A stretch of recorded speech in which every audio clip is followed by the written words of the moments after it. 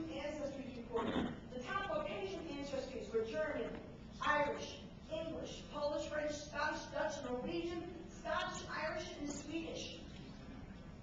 If you take someone who was raised in a Swedish family here in the states of Michigan, and they married somebody that came from Irish background, from Boston, do you think there might be a culture challenge? Yay or nay? Do you think that if you had a team of white guys that come from different backgrounds, who come from, as Steve had said, from their perspective of growing up, would that might cause a challenge when they're trying to debate and discuss something? Yay or nay? Culture plays a role in how we interact and communicate. And culture is passed down through the generations. So it doesn't matter if your family's been here for 100 years, you blended and crossed. There are certain things that have been sent along, certain values that have been communicated. Unless we talk about those, then we're really not talking about diversity. Then it's hard for us to communicate because we don't know how to go through our diverse connections to find, oh, my mom used to say that same quote to me, and we may find that back in your background, generations ago, your family was married somebody from Ireland, which is why that mother taught that particular value. And unless we start talking about this, we can't move to the next step. Cultures pass down, they impact our values, beliefs, aspirations. Cultural nuances impact communication, which in turn impact team effectiveness. I highly recommend that you pick up Malcolm Gladwell's book, The Outliers. How many of you read it? If you pick up that book, you'll see how he looks at culture and how it impacts some of the successes and some of the defeats. But we need to speak about that. So what are some of the rewards that you get and the people, white guys, diverse white guys get when they learn that they're diverse? When we learn that they're diverse. Go to the next slide, please. White guys are diverse. I call them diverse white guys because you got white guys and you got diverse white guys. Diverse white guys are the ones that went through my program. The other ones diverse white guys they're engaged in diversity initiatives. We actually found this with the Navy when I just did the fleet diversity initiative.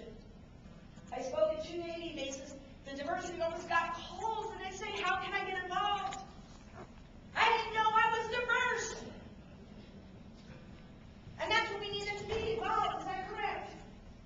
2, they're sought by women and minorities for advice, support, and camaraderie. This has been fascinating in terms of our numbers. When they've gone through the program, what we learned is, we learned that sometimes people come in with attitude. We just did a program the other day for Sodexo up in Boston. A woman came in and says, I have had it. They have everything, they get everything, and now they're getting diversity that I am not playing. This happens all the time. They sat through the 3-hour program at the end. She came up, she couldn't get her to leave. I didn't know. I didn't know. She has since found a mentor that she's been looking for 4 years. Hello, another one. Can we get some drinks later on? Right, we're counting. So we do have diverse white guys that ask for camaraderie and support because when we know the connectors, it's easy for us to be connected.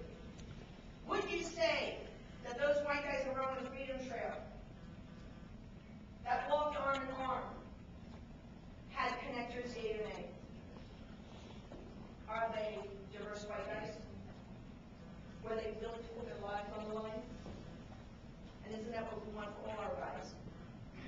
To feel that way. We have diverse white guys expanding their views of the world. Because now they can see when they go to Iraq, when they go to Afghanistan, they don't have time to figure out how to connect. When they do this, they find these diverse connectors. They seek to understand. They're no longer sitting back and doing, about you. Now it's about us seeking to understand. They're open to share their unique perspective. I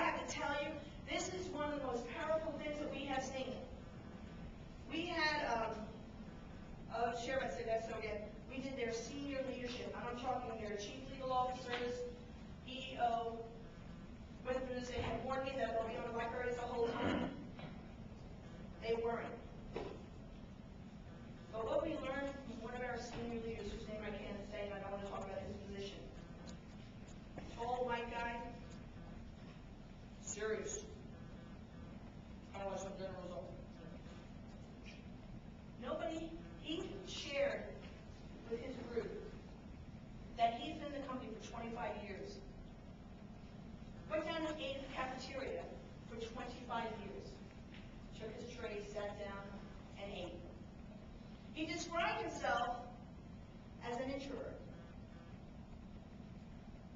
But only some people would ever come and talk to him.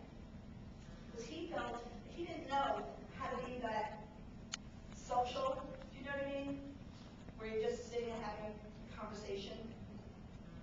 In all the years that he was in, nobody asked him about his kids. Nobody knew that he had adopted 2 Asian girls. Nobody had known because of his leadership, his position, made people stay away.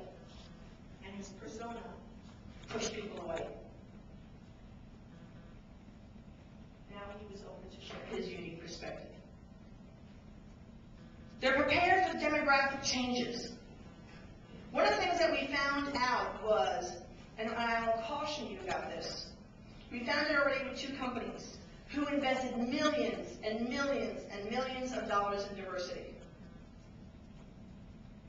They promoted, they're in Diversity Inc. magazine, they're in Hispanic Business magazine. They have advertisements everywhere. Diversity, diversity, diversity. What they didn't know is that, we didn't know it until we started doing the trainings, that we found out that there were people, white guys, who were not applying for the positions that were available because they didn't think they were diverse. They didn't apply because they didn't know they were diverse. I don't think anybody on the commission wants people not to sign up. Is that true? We don't want to lose soldiers. We want to gain soldiers. Is that correct? We want more Marines, not less Marines. Well, some people want less Marines and less Navy and less soldiers, but we want the best of the best. Is that correct? Of all colors and all sizes and all dimensions. Well, except maybe me. I'm just going to be able to come over. So they're prepared for future demographic changes. They're valued and appreciated for who they are. Because too often, what we tend to do is always say, if I walk in a group of white guys that have gone through diversity training, I walk in, I sit there. When I was doing my work, I was always the only president of the corporate, the only female, the only head of this. They would have gone through the training. I'd walk in. First, if they were by themselves, the guy would go blah, blah, blah, blah, blah, blah, blah, blah. Never asked, what you're thinking about, Jack, Jane, share your ideas. They wouldn't do that. But the moment I walked in, and sat there, they say, and Pegine, what do you think? And you see the guys, they go, what do I look like, chopped liver? We have to make sure that they also feel valued and appreciated for who they are, because we want them to stay. And in recruiting, we want them to continue to communicate to their sons and daughters about how great military service is. Is that not true? How come you're the only one answering? This group, say yes. Yeah. They're working on it.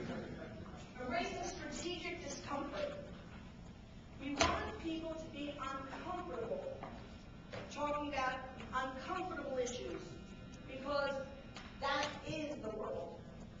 The world is about being strategically uncomfortable. How many of you work on computers? Raise your hand. When they upgrade to a new computer, are you happy? No. Just when you got everything together, you got it, right? Well, this is a new world too. We're upgrading. We're upgrading. And so we have to be uncomfortable. We have to know who's here.